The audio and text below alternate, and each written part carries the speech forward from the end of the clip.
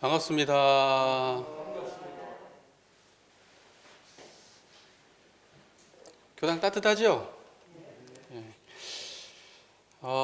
별일 없이 잘 지내고 계십니까? 마음 잘 챙기고 사세요? 이렇게 딱 얘기하시면 제가 뭔 말하고 싶은지 아시잖아요, 그죠? 예. 오늘도 또 지난 시간에 이어서 참회에 대해서 공부할 건데, 참회문. 일단 참회문 오늘 공부할 부분을 함께 봉독을 해볼 텐데요. 77쪽 한번 펴보시겠습니다. 77쪽. 자, 오늘 참회 방법은 두 가지가 있으니 그 단락을, 그 문단을 함께 공부해 보겠습니다. 한번 봉독해 볼게요. 참회 방법은 두 가지가 있으니 하나는 사참이요 하나는 이참이라. 사참이라 함은 성심으로 삼보전에 죄과를 뉘우치며 날로 모든 선을 행함을 이름이요, 이참이라 함은 원래 죄성이 공한 자리를 깨쳐 안으로 모든 번뇌망상을 제거해감을 이름이니 사람이 영원히 죄악을 벗어나고자 할진대 마땅히 이를 쌍수하여 밖으로 모든 선업을 계속 수행하는 동시에 안으로 자신의 탐진치를 제거할지니라. 이같이 한즉 저솥 가운데 끓는 물을 냉하게 만들고자 하는 사람이 위에다가 냉수도 많이 붓고 밑에서 타는 불도 꺼버림과 같아서 아무리 백천겁에 쌓이고 쌓인 죄업일지라도 곧 청정해지나니라. 두 가지 참회의 방법에 대해서 말씀을 하고 계십니다. 우리 교도님들 너무 잘 아시는 거죠? 하나는 뭐다? 하나는 사참이다. 그 다음 하나는 뭐다? 이참이다, 이겁니다. 사참과 이참은 참회의 두 가지 방법이에요. 그죠? 사참과 이참은 참회의 두 가지 방법입니다. 그러면요, 우리가 이렇게 생각하면 안 될 게 하나 있는데, 사참과 이참은 두 가지 방법인데 둘 중에 하나만 하면 되니까 두 개를 얘기해 놓으신 걸까요? 아니면 둘 다를 병행하라고 말씀하신 걸까요? 둘 다를 병행하라고 이렇게 말씀해 놓으신 겁니다. 만약에 하나만 하면 된다는 거예요? 안 된다는 거예요? 하나만 하면 안 된다는 거예요. 지난번에 우리 그 솥에 끓는 물 비유를 했잖아요. 그 죄업이라고 하는 끓는 물을 식히려고 하면은 위에다 차가운 물도 부어야 되고 밑에서 타는 물도 꺼야 된다. 그죠? 그래서 위에서 차가운 물 붓는 걸 뭐라 그래요? 이참과 사참 중에 사참이라 그러고 밑에서 타는 불 끄는 걸 뭐라 그래요? 이참이라고 하는 거죠. 그러니까는 이 두 가지를 다 해야 물이 식는다. 식는데 빨리 식겠죠. 자, 사참이라는 우리가 이참, 사참 이렇게 할 때 이사, 그죠? 우리가 이사에 대한 이야기를 많이 들어보셨죠? 원불교는 어떤 종교냐? 병행하는 종교입니다. 뭘 병행할까요? 이사를 병행하는 종교입니다. 그러니까 이사 병행의 정신이 참회문에 그대로 들어있는 거예요. 그죠? 이사 병행의 정신이 참회문에 들어있는 겁니다. 그래서 원불교는 대종사님께서 원불교의 참회문이라고 하는 것은 그냥 아무 기준 없이 나오는 게 아니라 원불교의 그 이론상의 진리와 교리적 근거와 기준에 의해서 논리적 기준이 잘 잡혀 있는 법문이에요. 자, 그러면 여기서 이참이라고 하는 것은 어떤 의미일까? 이참이라고 하는 것은 우리 이라고 하는 건 천조에 뭐라고 되어 있죠? 대소유무를 이름이요 이렇게 되어 있어요. 이참이라는 건 뭐라고요? 이라는 건 뭐다? 천조의 대소유무입니다. 그러니까 천조의 대소유무를 보아서 참회를 하는 걸 보고 뭐라 그래요? 이참이라고 하는 겁니다. 그 다음에 사라고 하는 것은 인간의 12예를 이름이요 이렇게 되어 있죠. 우리 사리연구에 요즘 보면 이사에 대한 설명이 되어 있어요. 사라고 하는 것은 인간의 12예. 그러니까 12이해를 보아가지고 12이해상에서 옳고 그름과 이롭고 해롬을 가려가지고 우리가 잘 취사를 하고 생각하고 판단해서 하는 것을 보고 뭐라 그런다? 그걸 사참이라고 하는 겁니다. 그러니까 이치적으로도 대소유무가 확연히 우리 안에 드러나야 되고 실행적으로도 12이해가 밝게 실행을 해야 그것이 올바른 참회가 된다는 겁니다. 그래서 이사병행의 종교입니다. 잘 정리가 되고 계신가요? 자, 그러면은요, 우리의 그러면 이제 여기에서 보면 그러면 이제 참회를 한다고 할 때 참회는 그러면 우리가 참회해야 될 대상이 뭐냐? 참회해야 될 대상이 뭘까요?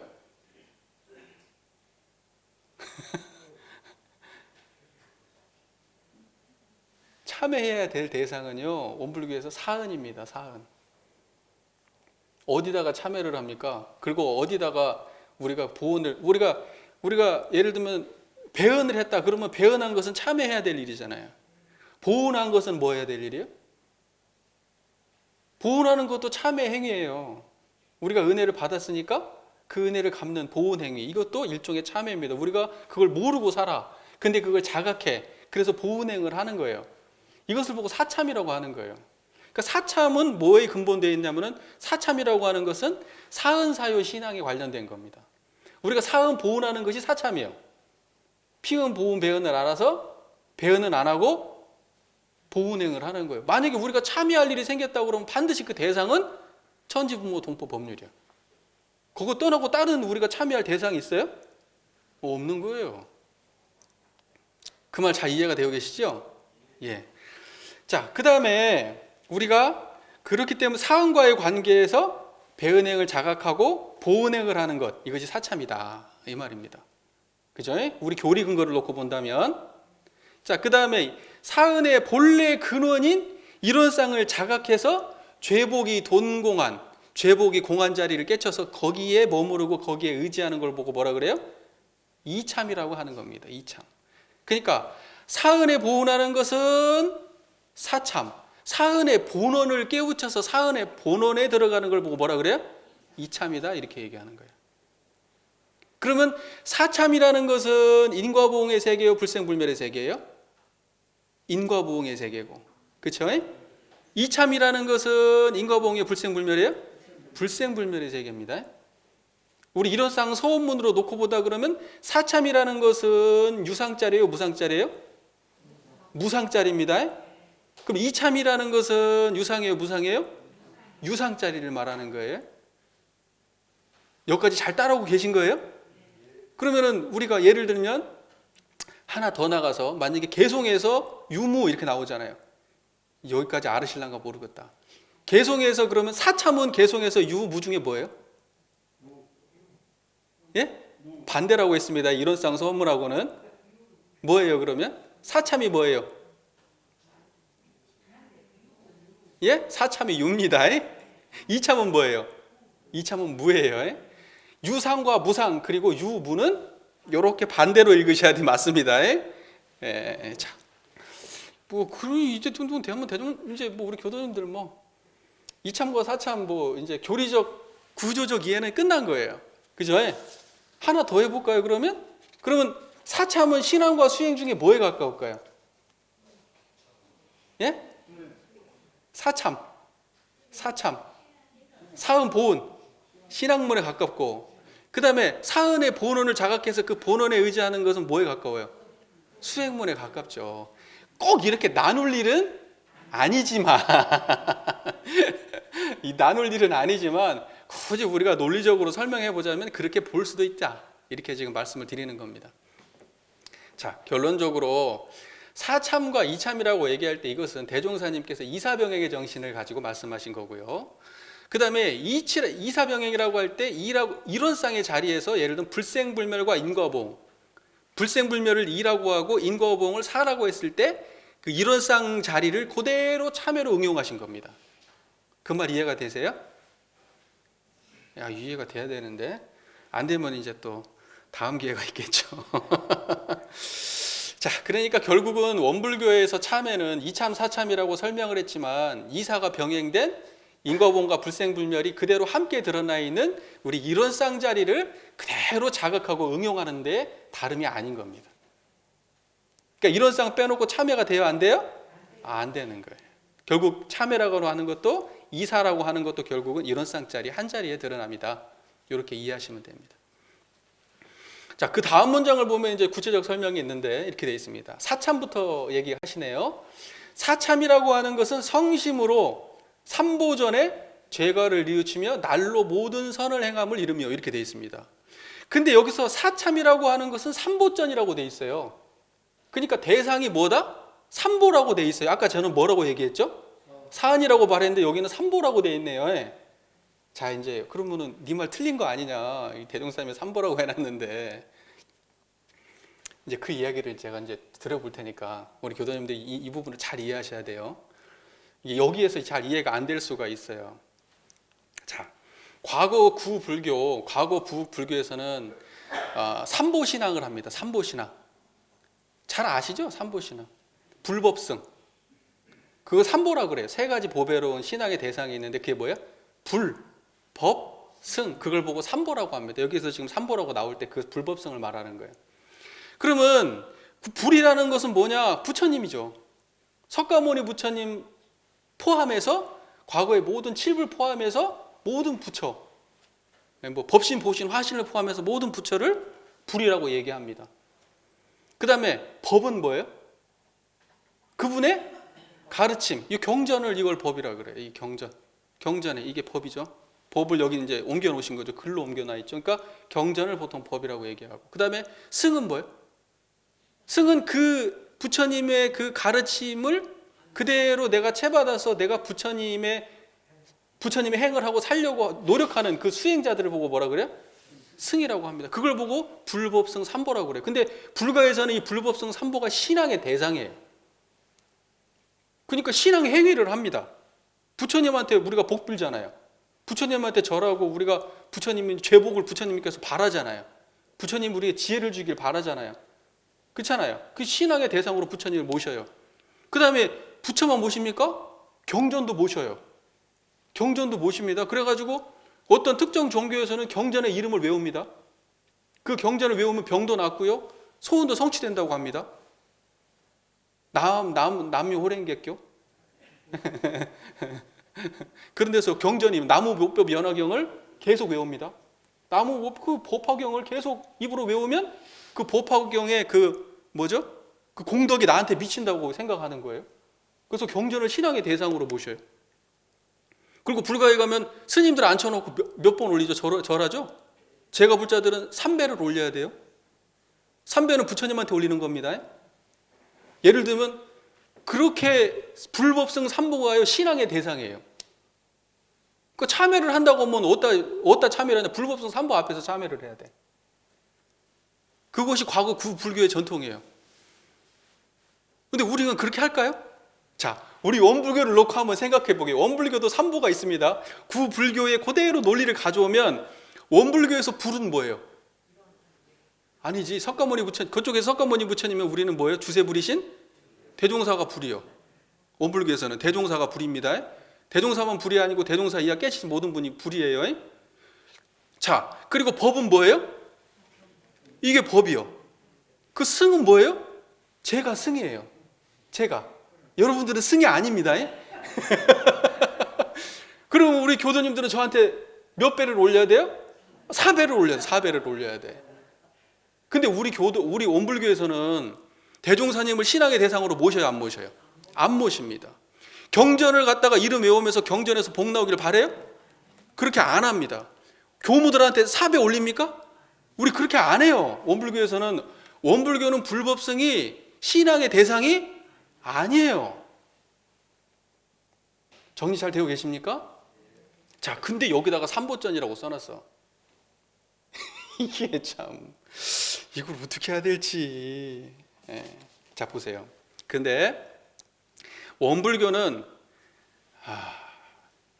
어떻게 하느냐? 원불교는 신앙의 대상이 그러면 원불교에서의 신앙의 대상은 뭡니까? 대종사님이 아니고 법신불 일원상입니다. 그 다음에 그러면 원불교에서는 신앙의 대상이 대종사님인 것은 법신불 일원상인 것이 일원상이고, 그 다음에 원불교의 불은 일원상이고, 법은 뭐예요? 원불교의 법은 일원상의 진리가 법이고, 그 다음에 승은 뭐예요? 일원상을 그대로 우리가 육군으로 드러낼 때가 그때가 승이에요. 그 말 이해되세요? 불법승은 한 몸이에요, 한 몸. 부처는 뭐예요? 그 당처가 부처예요. 자, 보세요. 저를 보세요. 지금 잡념 없이 청정하세요? 그 부처예요. 그러면 거기에서 그 마음으로 우리가 육군을 활용해. 그러면 그걸 보고 뭐라 그래? 승이다 그러는 거예요. 그걸로 말을 하고 그걸로 행동하면 그게 법이요. 이해가 되세요? 원불교는 그렇다고요. 자, 그래서 원불교에서 대종사님께서는 우리가 대종사님께서 법신불 일원상을 깨치셔가지고 우리한테 가르쳐 준 것은 분명하지만 대종사님이 신앙의 대상은 아니고, 대종사님의 그 법신불 일원상의 그 자리가 여기에 다 그대로 고스란히 법으로 남겨져 있지만 우리 교전은 신앙의 대상이 아니고, 우리가 일원상을 갖다가 깨쳐가지고 열심히 실행하려고 노력은 하지만 제가 신앙의 대상은 아닌 거예요. 원불교에서 신앙의 대상은 일원상이고, 불은 일원상이고, 법은 그 일원상에 깨친 일원상 그 자리가 법이고, 그 자리가 그대로 나오는 것이 승입니다. 잘 정리가 되고 계시죠? 자, 그렇다면 원불교에서 말하는 도대체 불법성 삼보라는 것이 대종사님은 어떤 의도로 써놓으셨을까? 자, 보세요. 제가 본문 하나를 대종경 신서품 8장에 이런 말씀이 있습니다. 제가 읽어드릴게요. 대종사 말씀하시기를 삼보를 신앙하는 데에도 타력신과 자력신의 두 가지가 있나니, 타력신은 사실로 나타난 불법성을 사실적으로 믿고 받드는 것이요, 자력신은 자성 가운데 불과 법과 성을 발견하여 안으로 믿고 수행함이라. 자, 두 가지로 설명했어요. 타력신, 자력신으로 삼보를 설명했어요. 그 다음에 이 두 가지는 서로 근본이 되므로 자력과 타력의 신앙을 아울러 나가야 하나, 이 두 가지는 서로 아울러 나가야 한다고 설명하시고, 공부가 구경에 이르고 보면, 궁극의 경지에 공부가 이르고 보면, 자, 여기가 중요합니다. 자타의 계한이 없이 천지만물 허공법계가 다 한 가지 삼보로 화하나니라. 자타의 국한이 없이 천지만물 허공법계가 다 한 가지 삼보로 화하나니라. 그러니까 삼보를 대종사님은 천지만물 허공법계로 화하는 것을 삼보라고 한 거예요. 그러니까 대종사님의 삼보의 숨은 의도는 뭐예요? 천지만물 허공법계예요. 그래서 제가 사안이라고 한 겁니다. 사안을 구체적으로, 천지만물 허공법계를 구체적으로 하면 뭐예요? 천지부모 동포법률이에요. 천지부모 동포법률을 확대하면 뭐예요? 천지만물 허공법계. 그러니까 천지만물 허공법계로 돼 있으니까 원불교 입장에서 뭐로 이해하면 돼요? 사안으로 이해하면 되는 거예요. 그러니까 되게 대종사님께서 삼보를 바라보는 관점이에요. 그러니까 삼보를 과거 구 불교에서 하는 방식으로만 이해하면 될까요? 안 될까요? 그렇게 이해하면 안 되는 거예요. 그럼 대종사님의 의도하고 빗나가는 삼보를 이해하고 계신 거예요. 그러니까 삼보를 읽더라도 우리는 그것을 사안으로 읽는 것이 맞다는 거예요. 이제 제 의도를 아시겠죠? 예, 의도를 아시겠죠? 자, 대종사님께서는 삼보를 세 가지 관점으로 설명을 하고 계십니다. 하나는 대종사님께서 말씀하신 타력신의 입장에서 보는 삼보는 과거 구불교하고 같은 입장이에요. 구불교 같은 입장에서 하나는 그건 타력신의 입장이고, 그 다음에 삼보를 자력신의 입장에서 보면 불이라고 하는 것은 법신불 일원상을 부처로 모시는 것, 이게 불이고, 그 다음에 법은 거기에서 발현되는 모든 가르침, 이게 법이고, 승은 그 자리에서 육근을 그대로 운전해서 사용하는 것, 이걸 승이라고 하는 것. 이게 자력신의 입장에서 불법승이에요. 정리가 잘 되셨습니까? 예. 그러므로 청정한 이대로가 부처고요, 청정한 이대로가 법이고요, 청정한 이대로 승입니다.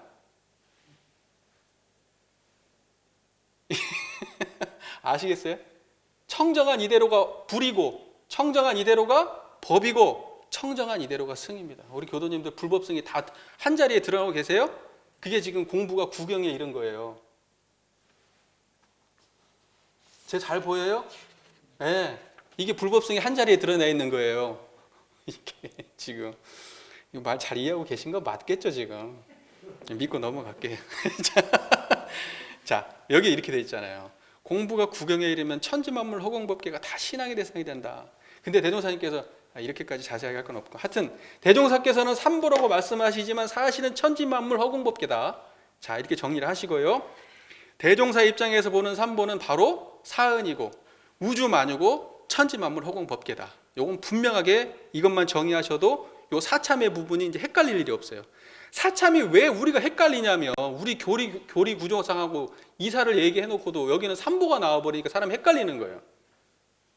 근데 삼보가 사실은 대종사님의 의도는 사은에 대한 이야기입니다. 삼보라고 말씀을 하셨지만 그렇게 해야지 이제 요 사참이 헷갈리지를 않아요. 그 교리 구조에도 딱 맞고. 자, 그 다음에 자, 그러니까는 이제 이렇게 해야 된다는 거죠.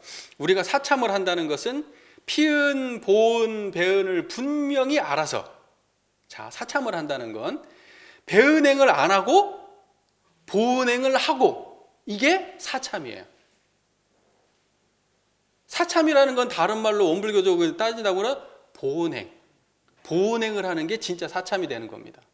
그러니까는 천지를 대할 때는 어떻게 해요? 천지를 대할 때는 천지팔도를 행하는 것을 보은이라고 하잖아요, 우리가. 근데 천지팔도를 행하는 것을 보고 보은행이면서 사참이라고 하는 거예요.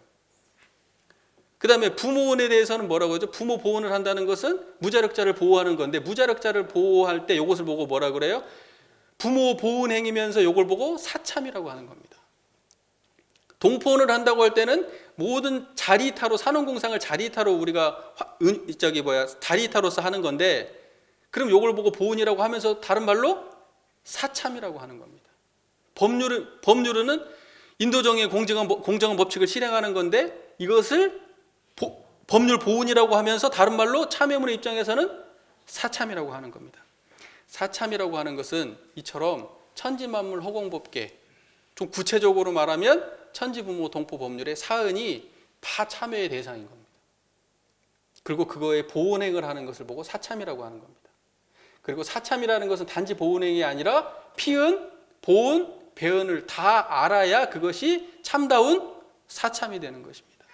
왜 그러냐면 사라고 하는 건 인간의 12이해를 밝히는 거니까요.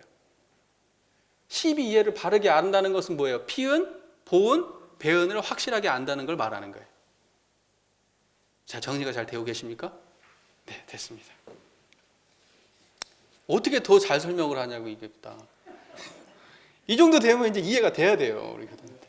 네. 자, 그 다음에 이제 그 다음 문장은 이렇게 되어 있어요.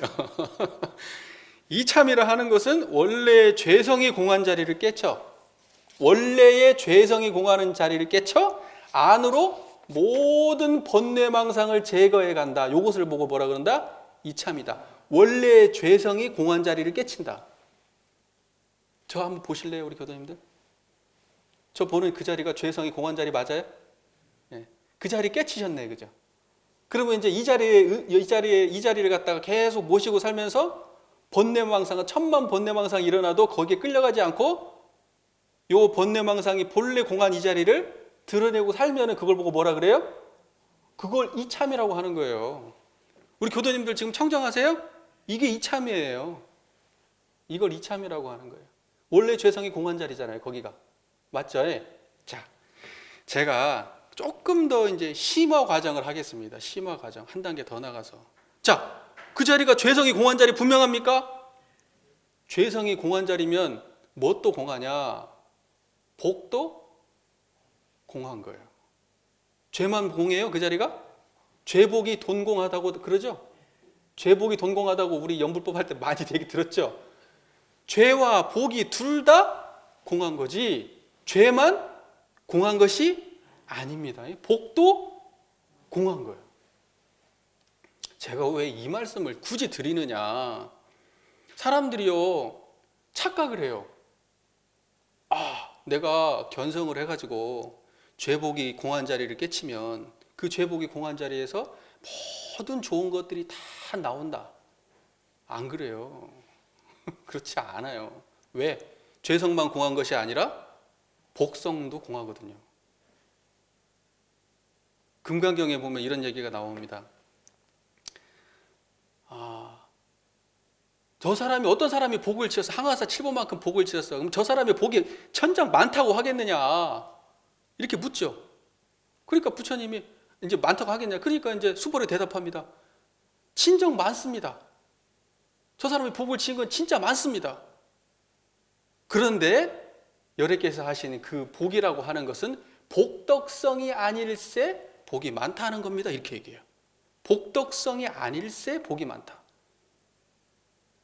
진짜 복은 있다는 거예요, 없다는 거예요? 복은 있다는 거예요. 없는 건 뭐예요? 복덕성이 없는 거예요. 복이 있어. 다시 말해서 인과로 지은 것은 있어요, 없어요? 인과는 분명해. 그런데 그 인과는 복덕성에서 나온 거예요? 복덕성에서 나온 것이 아니라 지어서 나온 거예요. 그 말이에요. 이게 잘 이해를 하셔야 돼요. 자, 보세요. 죄성이 공하죠. 그럼 복성도 공하죠. 근데 우리는 인과는 있어요, 없어요? 호리도 틀림이 없죠. 그러니까 인과는 지은 대로 있어요, 없어요? 인과는 지은 대로 드러나. 변하는 모습으로 항상. 그거 보고 변화의 세계라고 하죠. 인과봉의 세계라고 하죠. 그것이 우리 안에 그대로 인과가 확연하게 복을 지었으면 복이 그대로 드러납니다. 그러나 그 복을 드러내는 그 자리는 복이라고 하는 무엇이 있어요, 없어요? 복성은 없다니까. 복덕성이 없을 때 진짜 복이라고 얘기하는 거예요. 이게 이해가 안 될까? 이게 이해가 돼야 되는데. 그러니까 사람들이 자꾸 깨닫고 나서 우리 불성을 깨치고 나면은 그 자리는 복이 무궁무진하다. 그 자리는 다 갖춰져 있다. 이렇게 설명을 하는데 그렇지 않아요. 그렇게 이해하면 틀린 거예요. 복은 지어야 있는 거예요. 그러면 이 자리는 왜 중요하냐? 이 자리가 청정한 자리가 드러나야 복은 복대로, 죄는 죄대로, 인과를 하나도 걸림없이 밝고 공정하고 영혼불멸하게 드러내기 때문에 이 자리가 있어야 되는 거예요.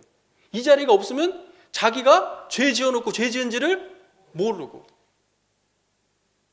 복을 지었다고 착각하는데 사실은 죄를 짓고 있고. 왜? 청정하지가 않으니까. 그래서 이게 기준이 되는 자리이기 때문에 견성을 해야 되는 거예요. 중요한 것은 뭐냐? 그래서 제가 예전에 이런 말씀 드렸어요. 청정한 이 자리도 사실은 뭐냐? 우리가 이 선업을 행하기 위한 도구로 생각을 해야 된다. 거기서 뭐가 나온다고 생각하면 안 된다. 그러니까는 이런 사람들이 이 자리를 깨치면은 전부 다 모든 것이 된다고. 지혜도 거기서 다 나오고, 모든 좋은 것이 다 나오고, 복도 거기서 다 나온다. 안 그래요. 복은 지은 대로만 나와요.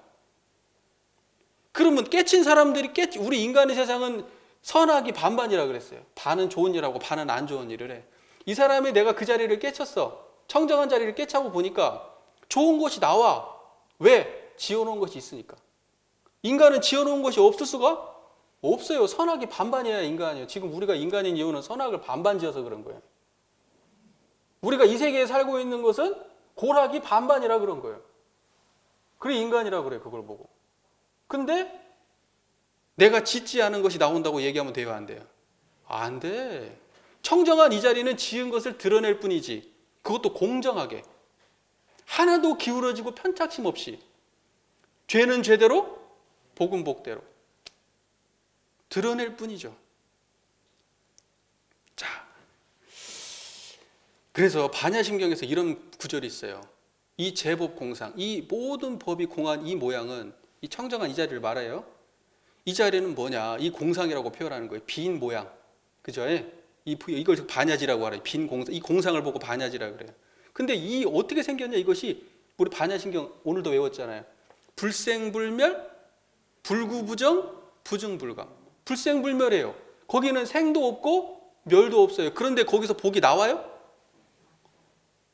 나오면 생이지. 그게 나오면 생이지. 죄가 나와도 생이고 복이 나와도 생이지. 거기는 불생, 불멸, 불구부정. 더럽지도 않고 깨끗하지도 않아. 더럽지도 깨끗하지도 않은데 깨끗한 복덕성이 있을 리가 없잖아요. 부증불감, 더하지도 덜하지도 않는데 죄는 덜하고 복은 더해요. 그 자리 깨치면? 아니라고요. 그 자리는 무생무치예요. 다만 인과를 드러낼 뿐이야. 그러니까 이 자리를 깨친 사람은 인과에 속을 수가 있어요, 없어요? 인과에 숨을 수가 있어요, 없어요? 숨을 수가 없어요. 숨을 수가 없게 만들어주기 때문에 죄를 지어요, 못 지어요? 못 짓게 되고 선을 짓게 되는 거예요. 그렇게 도와주는 기준이 되는 자리이기 때문에 그걸 깨치려고 하는 거예요. 이 자리를 깨치면 죄를 못 짓거든요, 더 이상. 악업을 지을 수가 없어. 왜? 다 드러나니까. 속이려고 해도 속일 수가 있어요, 없어요? 속이려고 하는 것도 드러나 버려. 그래서 못 속여요. 그래서 이 사람이 복을 하나도 안 짓고 나서 그냥 깨침만 얻었어. 복은 지은 게 하나도 없어요. 그럼 이 양반이 깨쳤다고 해서 이 사람이 인격이 원만할 것 같아요? 안 원만해요. 깨쳐가지고 말은 청산유수를 할지 몰라도 이 양반의 행동은 전하고 다를 바가 하나도 없어요. 그래서 제가 우리 교도님들에게 항상 말씀드리죠. 청정한 이 자리 깨쳤다고 인생 바뀐다 안 바뀐다? 안 바뀌어. 전하고 똑같이 살아요. 했던 짓 똑같이 하고요. 다만 이 자리를 깨치고 보니까 어떻게 된다는 거예요. 이제는 그거에 속고는 안 살아. 그러니까 이제 그때 공부 시작이라고 얘기하는 거예요. 그래서 그러지 거기에서 복이 나와요? 아니라고요. 경전에도 그렇게 말씀하시잖아요. 경전에도 대종사님도 그렇게 말씀하시잖아요. 죄복이 동공했다고 하잖아요. 죄도 없고 복도 거기 빈자리다 이렇게 얘기하잖아요. 불생불멸 불구부정 부증불감이라잖아요. 근데 왜 죄는 그 자리를 깨치면 죄는 왔고 복이 나온다고 얘기를 하냐. 이러면 안 된다는 거예요. 그럼 사막을 왜 닦아요? 사막을 닦을 필요가 없지. 거기 나오면 사리가 밝아져 버리는데 그냥 다 공부 안 해도 거기 나오면 항상 정의행을 해버리고 사은 보온을 해버리는데 왜 대종사님께서 사은을 또 병진을 하라고 사은도 이거 깨치는 건 이대로 하고 이걸 하라고 얘기하실까? 그렇게 되는 게 아니라고. 그래서 그러는 거예요. 그러니까 원불교에서는 항상 뭐예요? 불생불멸과 인과보응이 서로 바탕에 있다고 얘기하지 불생불멸에서 인과보응이 나왔다고 얘기를 안 하는 거예요. 만약에 거기에서 좋은 것이 나온다고 불생불멸에서 인과가 나온다고 설명을 해야지 왜 우리는 원불교에 그런 설명이 하나도 없을까? 만약에 그렇게 설명한다고 하면 그것은 또 하나의 미신이에요. 수행에 대한 미신이에요. 깨달으면 이렇게 될 거지 하는 미신이라고. 또 다른 우상을 하나 모셔놓는 거예요. 우리 하나님 모시듯이. 하나님이 우리한테 모든 걸 다 줄 거라고. 우리가 하나님만 제대로 모시고 하나님이 우리 안에 임재하시면은 내가 인생이 다 천국으로 가고 모든 걸 좋아질 거라고. 그런데 그렇게 돼요? 자기가 안 짓고 되냐고요. 안 된다니까. 하나님 모셔도 나쁜 짓 다 해요. 지어놓은 게 없으면은. 이 중요한 얘기예요. 중요한 얘기입니다. 깨치면 다다. 이렇게 생각하는 것은 미신입니다. 종교적 미신. 수행에 있어서 미신이에요.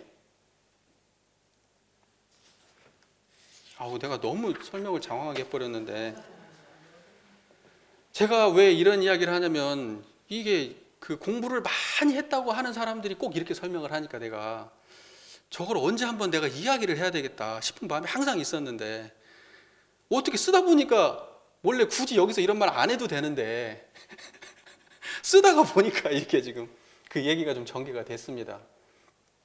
정산종사 법어 원리편에 이런 말씀이 있어요. 우리의 성품은 원래 청정하나. 잘 들으세요. 우리의 성품은 원래 청정하나. 경계를 따라 그 성품에서 순하게 바라면 선이고 거슬러 바라면 악이 되나니. 이것이 선악의 분기점이요. 바르게 바라면 정이 되고 굽게 바라면 사가 되나니. 이것이 정사의 분기점이요.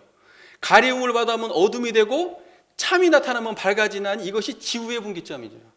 그러니까 이 청정한 이 자리는 분기점이에요. 이 자리에서 이 성품에서 선, 악이 그대로 나오는 거예요. 지우가 그대로 나오는 거고. 무슨 말인지 이해되세요? 그 다음에 밝고 어둠이 그대로 이 자리에서 나오지. 근데 여기에는 뭐예요? 그 두 가지를 다 드러낼 뿐이지 한쪽은 안 드러내고 한쪽을 드러내는 게 아니라고요. 이 자리는 그냥 분기점이에요. 청정한 이 자리는.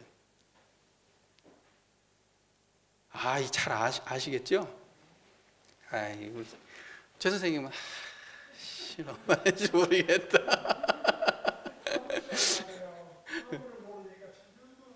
예. 자, 보세요. 청정한 이 자리는요, 인과를 환히 드러내긴 하지만 인과에 개입합니까? 개입하지 않습니까? 인과를 드러낼 뿐 인과에 개입은 안 합니다. 만약에 인과에 개입한다 그럼 그 하나님이에요. 우리 이웃종교에서 말씀하시는 그 하나님은 우리 인과에 개입해요, 안 해요? 개입합니다. 그러나 청정한 이 자리는 인과에 개입해요, 안 해요? 인과에 개입하지 않습니다. 그래야만이 우리가 인과를 절대 긍정하고 사는 거예요. 쓸데없는 믿음, 쓸데없는 그 미신에 우리가 속고 살지를 않게 되는 거예요. 정당하게 우리가 수행을 하고 신앙하면서 사는 거예요. 복이 나오는 당처에다가요. 보험 불공을 하면서 사는 거예요. 그런데 죄는 이쪽에 지어놓고 복은 어디다 바라요? 저쪽에다 바라요. 그러니까 자기 삶은 엉망으로 살아놓고 깨달음 얻어서 청정한 자리 알면은 거기서 다 나온다? 인과를 부정하는 말이에요. 그러니까 제가 이것을 보고 수행의 미신이라고, 수행의 하나의 우상이고 수행의 미신이라고 얘기하는 거예요. 절대 그렇지 않습니다.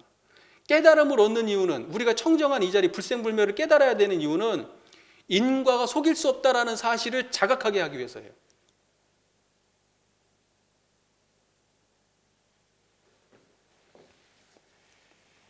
만약 청정한 이 자리가 모든 좋은 것을 가졌다면 그것은 인과를 초월한 또 하나의 우상입니다. 우상 숭배예요. 절대 그렇지 않습니다. 지은 대로 받습니다. 마치 청정한 자리를 깨치면 죄가 소멸되고 모든 복이 넘쳐나고 모든 어리석음이 밝아져서 지혜가 나오고 모든 행위 불의가 사라지고 오직 정의가 될 거라고 생각한다면 그것은 깨달음에 대한 또 하나의 미신에 불과합니다라고 제가 이렇게 딱 써놨네요.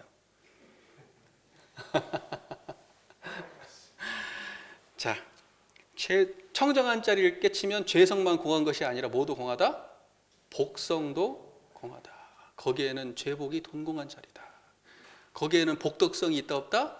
복덕성이 없다. 그 자리는 분별성과 주착심이 아예 없는 자리입니다. 오직 인과를 지은 대로 복을 지었으면 복은 복대로, 죄를 지었으면 죄는 죄대로, 오직 그대로 가림없이 밝게 공정하게 순리대로 드러낼 뿐입니다. 자, 대종경 인과품 3장에 이런 말씀이 있어요. 재미있는 말씀. 자, 식물들은 뿌리를 땅에 받고 삶으로 그 씨나 뿌리가 땅속에 심어지면 시절의 인연을 따라 싹이 트고 자라나며. 이건 뭐 다 그죠? 식물들은 땅에 뿌리를 받고 사니까 인연이 되면 자라나잖아요. 근데 이제 인연이 안 되면 얘가 땅에 아무리 씨가 있어도 자라나요? 안 자라나요? 안 자라나지만 그것이 없는 것은 아니에요. 인연 되면 반드시 나옵니다. 근데 우리가 눈으로 보면 있어요, 없어요? 없는 것 같죠. 없는 것 같죠. 자, 보세요. 동물들은 어디에 뿌리를 받고 살아요? 하늘에. 동물은 어디에 뿌리를 받고 살아요? 하늘에 뿌리를 받고 삶으로 마음 한번 가지고 몸 한번 행동하고 말 한번 한 것이라도, 그러니까 신구 삼업을 짓는다 하잖아요. 우리가 몸과 입과 마음으로 지었던 바라. 신구 사업을 지는데 그 업인이 어디에? 허공법계에 심어져서 제각기 선악의 연을 따라 지은 대로 과보가 나타나니 어찌 사람을 속이고 하늘을 속이리요. 자, 보세요. 여기에서 말씀하시는 하늘이 뭐요? 우리가 신구의 삼업을 지으면은 하늘의 뿌리를 받고 있어요, 우리가. 근데 그래서 신구의 삼업을 받으면은 거기를 속일 수가 없어, 그 하늘을. 그 하늘이 어디요? 저 보는 그 자리가 지금 그 하늘이에요. 저 하늘이 아니고 저 하늘이 어디? 나 이거 학부 때 나 뭔 말인가 도저히 이해가 안 되더라고. 하늘에 뿌리를 박았다고? 이게 그 하늘이 저 하늘이 아니요. 저 하늘은, 그러면 저 지금 눈에 보이는 저 하늘은 뿌리가 어디예요? 그것도 청정한 자리가 뿌리잖아요. 저 봐봐요, 저 하늘 드러나죠? 그거 어디가 뿌리요? 그 청정한 그 자리가 저 하늘의 뿌리요. 저 하늘은 뿌리가 아니요. 저 하늘의 뿌리는 이 청정한 자리예요. 지금 제 얘기를 듣고 있는 이 자리가 청정한. 허공법계가 어디예요? 그 자리가 허공법계예요. 그럼 우리가 죄를 지으거나 복을 지었고 신구 삼업을 지었어, 선업을 짓든 악업을 지었든, 그럼 그게 어디 심어진다는 거예요? 청정한 이 자리에 심어져 있는 거예요. 그러면 우리가 그 눈으로 드러나기 전에는 알아요, 몰라요? 밭에 씨가 떨어져 있는데 이놈이 피기 전에는 알아요, 몰라요? 몰라. 근데 뭐가가 맞아 떨어지면 이놈이 올라오잖아요. 그러면 아, 씨가 있었구나라고 알지. 그러니까 봐봐요. 아이, 거기 팥이 심어졌으면 팥이 올라오고 콩이 심으면 콩이 올라오지, 팥이 심어지는데 콩 올라올 일은 없단 말이에요. 땅도. 우리 청정한 자리에 심어져 있는데 우리 청정한 자리 지금 보세요. 거기 뭐 보여요, 안 보여요? 아무것도 없잖아. 그런데 화는 어디서 나요? 거기서 나와. 미움이 어디서 나와? 거기서 나와. 짜증이 어디서 나와? 거기서 나와. 좋은 거 어디서 나와? 거기서 나와. 지금 그 말이에요, 이게 지금. 이 말이에요, 이게. 그러니까 그 자리는 뭐예요? 심은 걸 드러내 줄 뿐이야. 청정한 이 자리는 뭐예요? 이 하늘은 뭐예요? 하늘은 청정법계 이 자리는 심은 걸 그냥 드러내 줄 뿐이라고요. 그러지 그놈이 의도를 가지고 만들어내는 것이 아니라고. 내가 그 설명하려고 지금. 이 정도 법문 인가했으면 이제 제 말 믿으셔야 돼, 이제. 제 얘기 아니잖아요. 써 있잖아요, 그렇게. 물론 설명은 제 맘대로 했지만은. 자, 보세요. 우리 교도님들 저 한번 보세요. 우리 교도님들 저 한번 보세요. 자, 지금 청정한 자리 드러나셨어요? 여기가 하늘이에요, 하늘. 이게 하늘이에요. 저 하늘도 여기서 드러나요. 저건 가짜 하늘이고 이게 진짜 하늘이에요. 저 하늘로 보는 온도 이 자리야. 아시겠죠? 자, 보세요. 여러분의 생각은 어디서 나와요? 여기서 나와요. 여러분의 감정이 어디서 나와요? 여기서 나와요. 여러분의 느낌이 어디서 나와요? 여기서 나와요. 여러분의 기억은 어디서 나와요? 여기서 나와. 탐진치가 다 여기서 나와. 근데 이것은 탐진치를 만든 놈이 아니야. 우리가 지어서 거기에 심어져 있을 뿐이야. 그런데 2년이 닿으면 여기에서 나온다고요. 그러면 우리가 참 여기에서 나올 때 우리는 뭘 알 수 있어요? 뭔 씨가 심어졌다는 것을 알 수가 있지. 속일 수가 있어요, 없어요? 못 속여. 왜? 이 자리가 청정하니까요. 여기서 드러나는 놈은 하나도 못 속여요. 그래서 이 자리가 있어야 돼. 이 자리를 자각해야 되는 거예요. 이 자리 모르면은 드러나는 놈 알 수 있어요, 없어요? 뭔 신문에 지가 짊어져 있는데 몰라요. 선우 본말 시종을 알 수가 없어요. 이제 그만해야지, 이제 이거는. 이 정도 되면 대충 정리가 됐을 것 같아요. 그러니까 이참이라고 하는 것은 뭐냐? 이참이라고 하는 건 이 자리를 드러내는 거예요. 청정한 이 자리를. 그리고 이 자리에 의지해서 모든 번뇌망상이 일어났을 때도 항상 이 자리로 이 바탕의 자리로 항상 돌아가는 거예요. 이 생각의 저 끝자락을 따라다니는 게 아니라, 여기서 일어난 끝자락을 따라다니는 것이 아니라, 그것이 일어난 본래 바탕자리, 원래 청정했던 자리로 항상 들어오고 하는 거예요. 탐심이 일어날 때도 그 자리로 돌아오고, 진심이 일어날 때도 그 자리로 돌아오고, 치심이 일어날 때도 그 자리로 돌아오고. 그러면 그 자리로 돌아와서 마음은 평정됐지만 탐진치의 원인은 내가 알아요, 몰라요? 환히 알게 돼. 그러면 거기에 맞춰서 탐진치의 원인을 구체적으로 내 삶 속에서 제거해 가는 거예요. 내가 돈에 욕심이 많았구나. 그러면 그걸 자각하고 다음에는 그렇게 하지 않도록 하고. 내가 사람들과 관계를 이렇게 하고 있구나. 내가 마음을 이렇게 먹고 살았구나. 내가 과거에 이런 기억 때문에 이런 행동을 하는구나. 이런 감정이 변해서 이런 감정으로 나왔구나. 그것을 환히 알아서 다음에 그렇게 실제로 행동을 하지 않을 때 이걸 보고 이참이라 그래, 사참이라 그래? 사참이라고 하는 거예요. 이참이라고 하는 것은 그렇게 변화되는 그것을 환히 알지만 그것이 나오기 이전의 자리를 항상 그 본원의 자리에서 떠나지 않으려고 노력하는 그 참회가 바로 이참이다. 자, 그 다음 문장을 보면 이렇게 돼 있어요. 사람이 영원히 죄악을 벗어나고자 할진대 마땅히 이를 쌍수하여 밖으로 모든 선업을 계속 수행하는 동시에 안으로 자신의 탐진치를 제거할지니라. 영원히 죄악을 벗어나려면요, 사참과 이참을 쌍수해야 된다. 영원히 죄악을 벗어나려면 사참과 이참을 쌍수해야 된다. 이참만 해도 안 되고 사참만 해도 안 된다. 둘 중에 하나만 해가지고는 영원한 죄악에서 벗어날 수가 없다. 그냥 복만 지어서는 영원히 죄악을 벗어날 수 있어요, 없어요? 복만 지어서는 안 돼. 그러면 복 안 짓고 수행만 해가지고 청정한 자리만 드러낸다고 죄악을 벗어날 수 있어요? 안 된다. 그 두 가지가 항상 같이 가야 된다, 이 말입니다. 밖으로 선업을 계속 수행한다는 건 보온행을 한다는 거고 정의행을 한다는 거죠. 그죠? 안으로 자신의 탐진치를 제거한다는 것은 죄업이 공한 청정한 자리에 의지해서 모든 망념들을 없앤다, 이 말이죠. 이렇게 오래오래 계속하면 어떻게 될까요? 복을 지어본 놈이 복도 짓고 죄도 지어본 놈이 죄도 짓는데 보통이 죄를 많이 짓던 삶에서 그거 쉽잖아. 죄를 많이 지어본 사람은 죄가 쉬워요, 복이 쉬워요? 죄가 쉽겠지. 그러니까는 죄업을 자꾸 짓는데 우리가 이제 이거 자각을 하고 아이고 사참을 해야 되겠다. 그리고 이제는 죄업은 안 짓고 복업을 자꾸 지어. 그러면 나중에 복 짓는 게 힘들어요? 죄 짓는 게 힘들어요? 복을 자꾸 짓다 보면은 죄 짓는 건 힘들어지고 복 짓는 건 쉬워지겠지. 그러면 사이클이 예전에 이렇게 돌아가던 것이 이제 반대로 돌아간단 말이에요. 반대로 돌아가요. 그 다음에 이제 우리가 탐진치에 보통 끌려 살았잖아요. 그 탐진치의 방향으로 맨날 돌았는데 이제는 탐진치를 소멸하는 방향으로 사이클이 돌아가. 어이구, 그래가지고 2참이 됐든 4참이 됐든 이것이 예전에는 이렇게 돌았는데 이제는 이제 반대로 돌기 시작했어.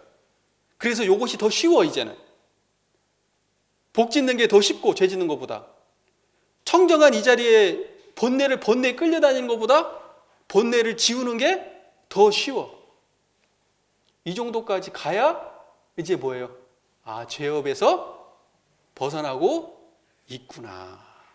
이대로만 가면 영원히 죄업에서 벗어날 수 있겠구나. 이렇게 되는 거겠죠.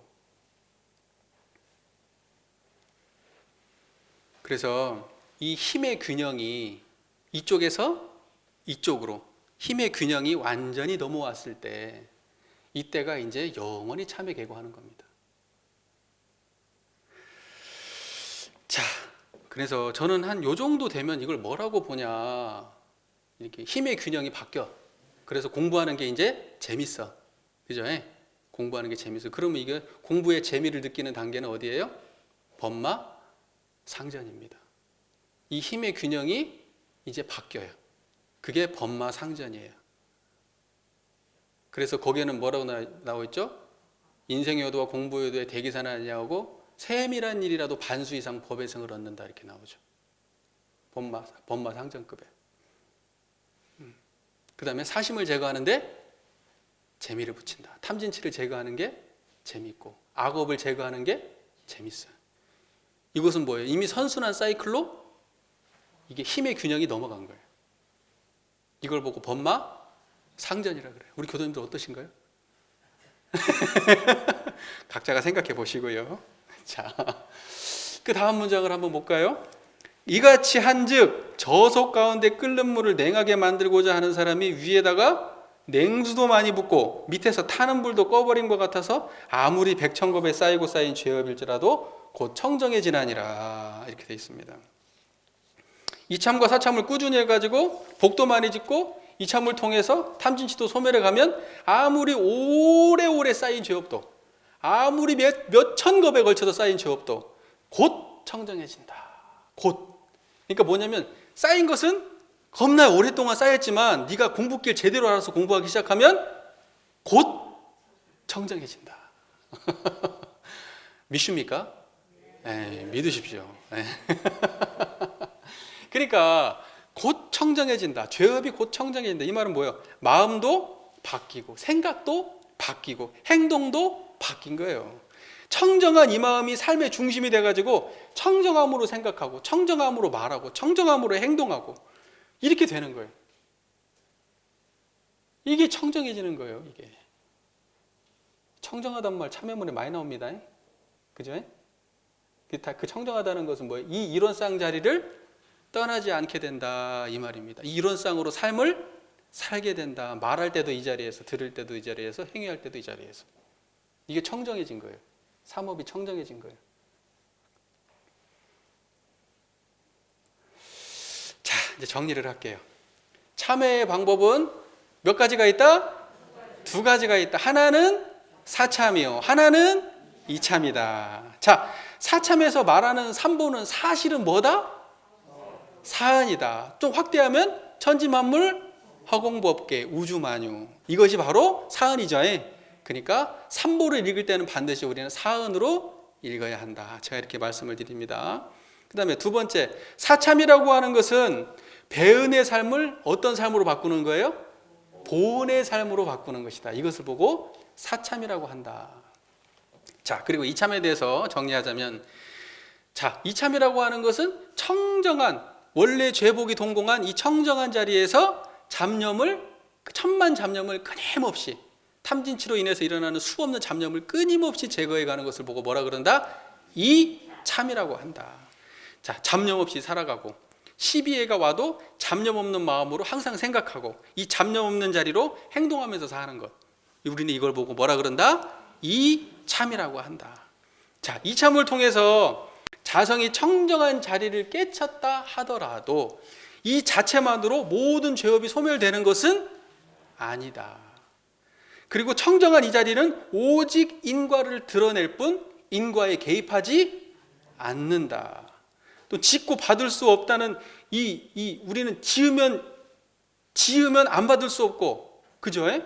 선업을 지으면 선업을 안 받을 수 없고, 악업을 지으면 악업을 안 받을 수 없다는 이 사실을 완연하게 자각해 주는 것은 바로 이 청정한 이 자리가 하는 일이다. 하지만 자기 마음대로 기울어져 가지고 세상을 드러내 보이진 않는다. 자, 그래서 제가 이렇게 말씀드렸습니다. 깨달음으로 죄업이 소멸되고 청정한 이 자리에서 이 자리가 드러나면 모든 지었던 죄업이 다 없어져 버리고, 그 다음에 무량한 복과 지혜가 여기에서 항상 나온다, 이렇게 말하면 그것은 깨달음에 대한 미신이다. 이 자리는 드러낼 뿐이다. 이 자리는 씨앗을 받을 뿐이에요. 그리고 인연 따라서 드러내줄 뿐입니다. 절대로 어떤 의도를 가지고 이 자리가 드러났다고 해서 죄업이 소멸되거나 이 선업이 무작정 이 자리에서 터져 나오는 건 아닙니다. 자, 정리가 되시고 계시죠? 자, 사참을 통해서 죄짓기보다는 복짓기가 쉬워지고, 배은보다는 보은이 쉬워지고, 불의보다는 정의가 쉬워지고, 이렇게 사참을 하고, 이참을 통해서는 탐진치의 마음보다는 잡념 없는 청정한 마음이 더 쉬워져서 예전엔 이렇게 돌던 마음이 반대로 힘의 균형이 넘어가서 반대로 돌아갈 때 우리는 영원한 참회로 들어선 것이다. 참회가 쉬운 방식으로 들어선 거예요. 그래서 그때쯤 돼야 이대로만 하면 영원한 참회를 할 수 있겠구나라고 스스로가 확실하게 자각이 되실 겁니다. 자, 이렇게 돼서 오래오래 계속하면 우리 교도님들은 반드시 이참과 사참을 오래오래 계속 수행하시면 영원한 죄업이 영원히 청정해지실 거라고 저는 생각합니다. 우리 교도님들 스스로 그렇게 믿으시는가요? 네. 그래서 이참과 사참 열심히 병행하면서 우리 청정한 마음으로 열심히 참여하시면서 사시기를 부탁드립니다. 경청해 주셔서 감사합니다.